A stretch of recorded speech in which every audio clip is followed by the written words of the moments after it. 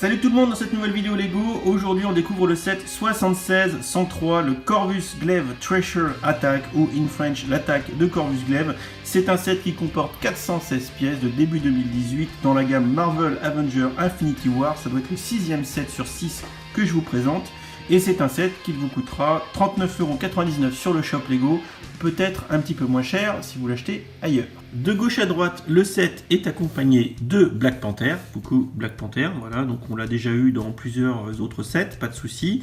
Une petite figurine de Vision, j'aime beaucoup aussi les nouvelles capes avec le nouveau tissu, je trouve ça plutôt pas mal. Petite tenue de Vision très sympa. Vision qui ici va essayer de se faire extraire la pierre de l'esprit par Shuri, la frangine de Black Panther. De mémoire, Shuri, on ne l'a que dans ce set. Voilà, donc on la retrouve avec ces espèces de gants panthères qui lancent des trucs made in Wakanda. Hein, pour ceux qui auront vu le film Black Panther, elle se sert de ces gants pour attaquer, comment il s'appelle, Killmonger, le grand méchant du film Black Panther. Ensuite, on a un Outrider, un Outrider in French. Donc ce sont les méchants, les espèces de bêtes qu'on retrouve plutôt vers la fin du film Marvel Avengers Infinity War, où ils arrivent en grande quantité sur le Wakanda. Voilà, donc on en a un dans ce set là, sachant qu'on en a deux dans le set du vaisseau triangulaire avec Captain America, Black Widow, et on en a d'autres dans les autres sets, ce qui fait qu'au final, quand on achète les 6 sets de la gamme Marvel Avengers Infinity War, on en a 5-6, ce qui permet de faire une petite scène de combat plutôt pas mal. Voilà, et on termine, j'arrête de digresser, avec Corvus Glaive, le méchant. Corvus Glaive, qui est donc un des suppôts de Thanos, un des grands méchants.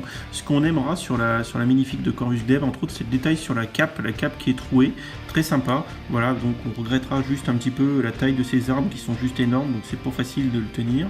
Mais bon, c'est pas grave.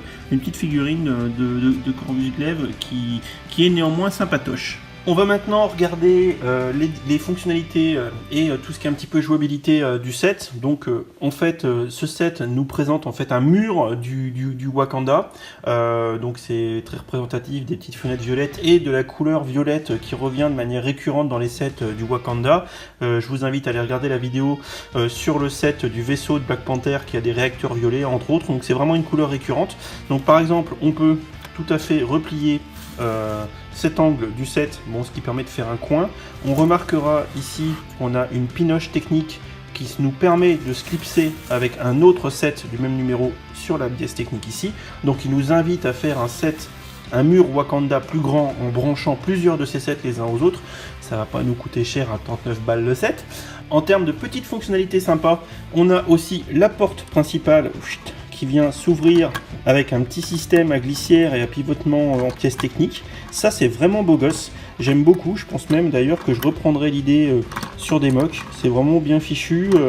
Ça fait très penser à des portes Star Wars en fait. Je pense que les gens qui regardent la vidéo, qui sont mockers en Star Wars, vont essayer de piquer l'idée aussi. Il vous suffit de récupérer la notice. Voilà. Ce qu'il va falloir regarder aussi, c'est ici, c'est cette pièce-là qui peut coulisser.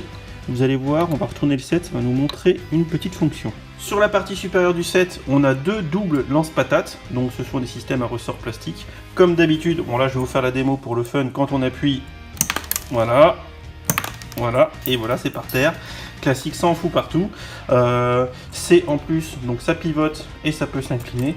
Donc en termes de jouabilité pour les enfants, ça c'est plutôt cool parce qu'on va pouvoir faire un petit peu la guerre Wakanda versus les Outriders de Thanos. Également en façade, on a un lance-disque qui est ici. Alors attention, hein, quand on enquille le disque pour le remettre, hein, c'est environ, faut l'insérer à la moitié, il dépasse un tout petit peu, faut pas forcer plus, sinon on va trop loin.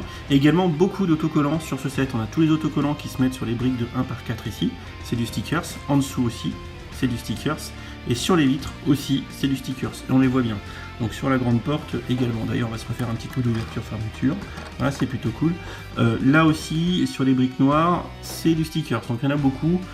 Il faut un petit peu de minutie si on veut pas foirer le set, parce que sur les vitres ça va tout de suite se voir si on le fait pas bien. Si on regarde l'envers du décor, on se retrouve à l'intérieur de ce bâtiment du Wakanda. Donc là toujours pareil, on peut pivoter pour fermer l'angle si on en a déjà aligné quelques-uns. Donc moi je préfère laisser ouvert puisque j'en ai qu'un seul.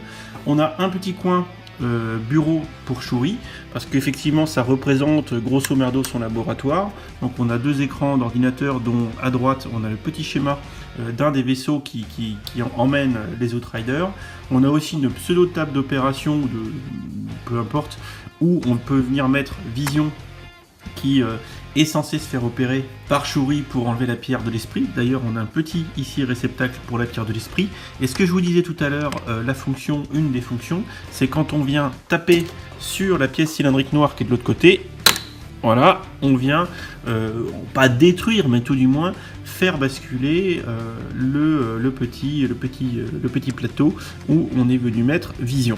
Également ici, on a la petite commande du lance-disque que je vous ai montré tout à l'heure. On va l'essayer tout de suite. Petite vue de dessus pour tester le lance-disque. Alors bien évidemment, on actionne ici. Il va falloir regarder là, ici, là, le doigt, parce que vous allez le voir partir. Ça va être très rapide.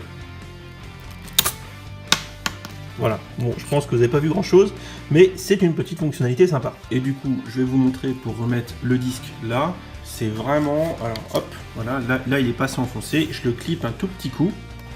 Tac, un petit clip, et ça suffit, il dépasse à peine, et là il est bien mis. Alors l'autre élément qu'on a fourni avec ce set, c'est un élément de décor, bon alors plus ou moins de décor, puisque c'est un petit peu arboré de verdure, voilà, mais surtout ce que ça contient, c'est ce qu'on appelle dans la version anglaise du titre du set, le Thresher, l'espèce de grosse roue dentée de la mort. Donc pour ceux qui ont vu le film Marvel Avengers Infinity War, lors de l'attaque du Wakanda, après que les Outriders commencent à attaquer les plaines où c'est les gentils contre les méchants, au bout d'un moment il y a des grandes roues dentées de la mort qui arrivent, mais en fait ça fait des dizaines et des dizaines de mètres de haut, c'est énorme. Donc là clairement l'échelle est pas vraiment respectée, parce que ça c'est 10 fois plus grand qu'une mini-figurine quoi, dans le film. Voilà. Par contre le set nous propose une option intéressante qui est de lancer ce truc, et en fait ce qu'il faut faire en termes de jouabilité du set, c'est de faire foncer, c'est pour ça que je l'aligne, la roue sur le truc noir, et c'est-à-dire que si on arrive à le déclencher, ça fait basculer.